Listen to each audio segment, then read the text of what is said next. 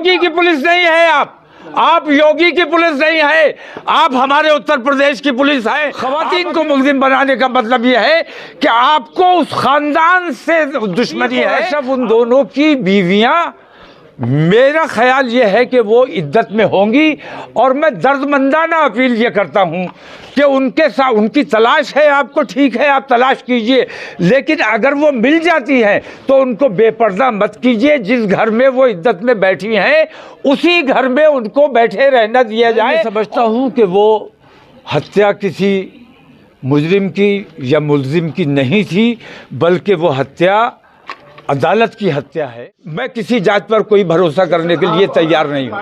करे कि मौत ने आतंकवादी हमले में मौत नहीं हुई, हेमंत करे की हत्या करवाई गई। मेरी मांग पर मुख्यमंत्री को भी आरोपी बनाया जाना चाहिए। डॉन ब्रदर्स अतीक अशरफ हत्याकांड को लेकर बरेली के इस्लामिया ग्राउंड में इत्तेहाद-ए-मिल्लत काउंसिल के आज होने वाले धरना प्रदर्शन से पहले ही पुलिस ने आईएमसी प्रमुख मौलाना तौकीर रजा को घर में ही कैद कर लिया। बड़ी संख्या में पुलिस बल तौकीर रजा के आवास पर पहुंच गया, उन्हें धरना स्थल पर नहीं जाने दिया। इससे पहले धरना स्थल इस्लामिया ग्राउंड को पूरी तरह से पुलिस ने कवर कर लिया और ग्राउंड में किसी की भी एंट्री पर रोक लगा दी। इससे बौखलाए मौलाना रजा ने पुलिस प्रशासन को सरकार के ही कटघरे में खड़ा कर दिया।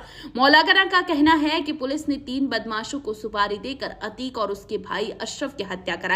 इसके पुख्ता सबूत रिपोर्ट वीडियो में ही दिख रही हैं। हत्यारों के इतने फायर करने के बाद भी पुलिस ने उनके ऊपर ना तो एक फायर किया, उल्टा उनको गोद में लेते हुए एक साथ ले गई। परमिशन के लिए हमने सूचनार्थ कर दिया प्रशासन को। हमने हमेशा कभी परमिशन ली नहीं, लेकिन हमने सूचना के लिए मौलाना तौकीर रजा साहब ने हमेशा सूचनार्थ के लिए सिटी मजिस्ट्रेट ऑफिस में उसकी दी और सारे प्रशासन को इसकी बात जानकारी। धारा 144 लगी हुई है। नहीं, हम उल्लंघन नहीं कर रहे हैं धारा 144 का। भाई कोई प्रोग्राम है, हम तो एक मखसूस सी जगह जहाँ जो बंद एरिया है उसमें बैठकर अपने साथ जो हमारे साथ जो ज्यादती है और तमाम ऐसी ज्यादती है जो आप लोगों के संज्ञान में है, बताना मुनासिब नहीं है, लेकिन जो चीज़ हो रही है उसका हम विरोध प्रकट करेंगे और कर रहे हैं। आप देखो ना किस तरीके से जिला प्रशासन ने और उत्तर प्रदेश के प्रशासन ने किस तरीके से इस एरिया को पूरा छावनी बना दिया। दरगाह आला हजरत के पास स्थित मौलाना तौकीर रजा खान ने अपने आवास पर कार्यक्रम प्रेस वार्ता में कहा, मेरा इतना कहना है कि हालात किसी से छपे नहीं है। पुलिस जो करवा रही है वो जुल्म है। इस पूरे मामले की जिम्मेदारी लेते हुए मुख्यमंत्री योगी आदित्यनाथ को इस्तीफा देकर मामले की जांच करवानी चाहिए। मौलाना ने कहा कि विकास दुबे से लेकर अब तक जो एनकाउंटर किए गए हैं उनकी जांच होनी चाहिए। सारे एनकाउंटर फर्जी हैं।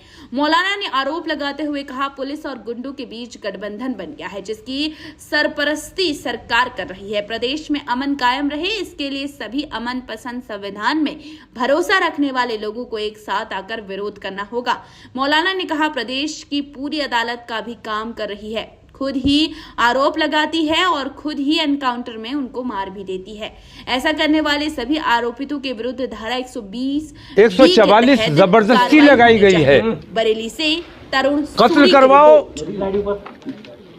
अपने गुंडों से और उसके बाद 144 लगाकर लोगों की जबान पर तालाबंदी करने का काम करो, लोगों को घर से निकलने पर पाबंदी लगा दो। ये अन्याय अब बर्दाश्त नहीं किया जाएगा। हम आज निकले हैं, हमें ज़बरदस्ती रोका गया है, हमें धरना स्थल तक नहीं पहुंचने दिया गया है। यहाँ जब शरीयत के मुताबिक जिसका शौहर कत्ल हो जाता है या फौत हो जाता है, वो इद्दत पर औरत रहती है, कब्रिस्तान जाने का हमारे यहाँ रिवाज नहीं है। तो ये कहा गया कि वो इशरत इसलिए कब्रिस्तान नहीं आई क्योंकि वो वांटेड है।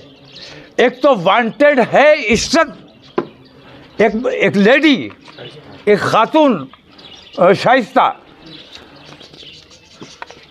एक तो उसको मुल्जिम बनाया गया है, मैं इसका विरोध करता हूँ।